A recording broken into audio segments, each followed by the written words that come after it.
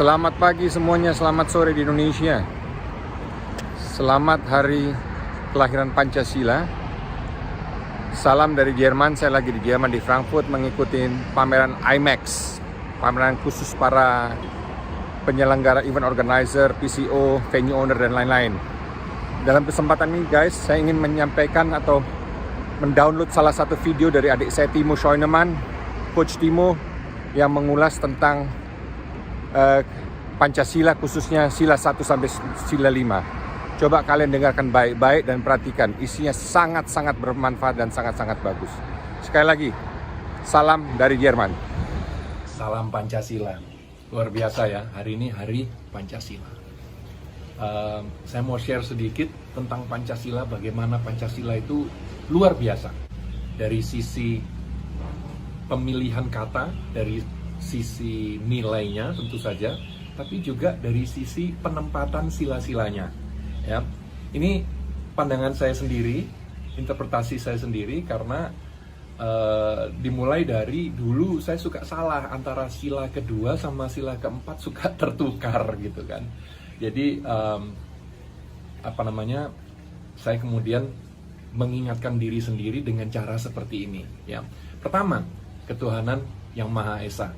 Kenapa ini harus di awal? Karena memang Tuhan itu dasar dari segalanya, dasar dari moralitas, dasar juga dari tujuan hidup.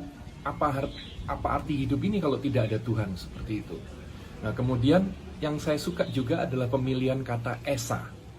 Bisa diinterpretasikan oleh masing-masing kepercayaan dengan cara mereka sendiri-sendiri. Ya, jadi kalau dalam Islam, Esa betul-betul satu, jadi satu, ya, satu Tuhan. Kalau dalam Hindu dan Buddha, menyatu, Esa menyatu. Kalau dalam kekristenan, Esa diartikan kesatuan. Jadi betul-betul pas ya untuk semua kepercayaan yang ada di Indonesia. Luar biasa. Kemudian kemanusiaan yang adil dan beradab. Kenapa harus di sila kedua? Jadi dari Tuhan langsung berbicara tentang manusianya. Manusianya kalau mau adil dan beradab harus dekat sama Tuhan. Makanya sila kedua harus berada dekat dengan sila pertama. Kemudian baru kita berbicara kalau manusianya sudah adil dan beradab, ya, karena dekat dengan Tuhan. Kalau tidak adil dan tidak beradab berarti nggak dekat dengan Tuhan dong. Kalau misalnya dekat dengan Tuhan, merasa dekat dengan Tuhan tapi tidak adil dan beradab, waduh, ada yang salah ini, gitu kan. Nah, kalau sudah adil dan beradab, kita bisa berbicara tentang nomor 3, persatuan Indonesia. Karena kalau tidak adil, tidak beradab, waduh, sulit menyatukan, gitu kan, kepentingan masing-masing agama, masing-masing suku dan pulau-pulau yang begitu luar biasa banyak di Indonesia. Oke, kenapa persatuan Indonesia ada di tengah? Ya, betul-betul nomor 3 kan, 2 di kiri, 2 di kanan, gitu kan. Karena menyatukan, persatuan Indonesia bukan hanya menyatukan Pancasila, ya, berada di tengah, gitu ya, cocok. Tapi kalau tidak ada persatuan Indonesia, ya tidak ada Indonesia, gitu kan. Jadi menurut saya luar biasa bahwa persatuan Indonesia itu ada di tengah. Dari situlah kita masuk ke sila keempat tentang demokrasi ala Indonesia. Kerakyatan yang dipimpin oleh hikmat kebijaksanaan dalam permusyawaratan perwakilan. Jadi dengan kata lain, demokrasi ala Indonesia yang tidak menyampingkan nilai-nilai leluhur kita, gitu.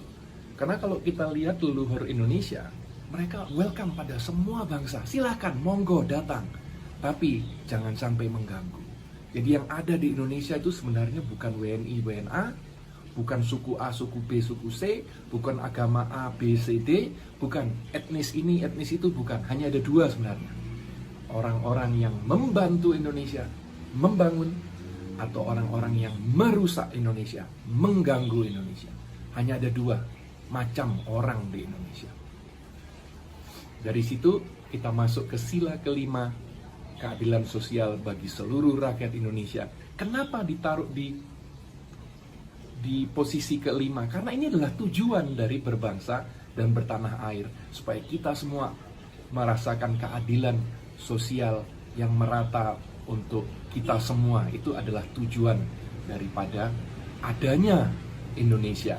Jadi itu tadi pemahaman saya tentang Pancasila luar biasa ya. Jadi mohon betul-betul dijaga Pancasila ini, karena yang membuat Indonesia begitu spesial adalah justru penyatuan dari begitu banyak bahasa, ya, suku dan agama. Itu yang membuat betul-betul Indonesia ini spesial. Kemajemukan Indonesia yang membuat Indonesia spesial, dan itu harus dijaga. Tidak akan datang dengan sendirinya. Jadi sama kalau di bola, tidak akan datang talenta-talenta yang luar biasa yang bisa diharapkan oleh timnas Indonesia. Tidak bisa. Kita hanya mengharapkan, harus dibangun, harus dididik, ya, harus dilakukan gitu sesuatu untuk mendapatkan itu. Jadi sama dengan teknologi. Kalau Elon Musk mengatakan teknologi itu tidak datang dengan sendirinya, harus dipush. Nah, begitu juga dengan persatuan Indonesia, dengan menjaga Pancasila ini, itu betul-betul harus dipush. Kita masing-masing harus menjaga, tidak datang dengan sendirinya bahwa kita bisa menyatu menjadi Indonesia seperti sekarang. Butuh kita semua untuk menyatukan, untuk bersatu. Salam Pancasila.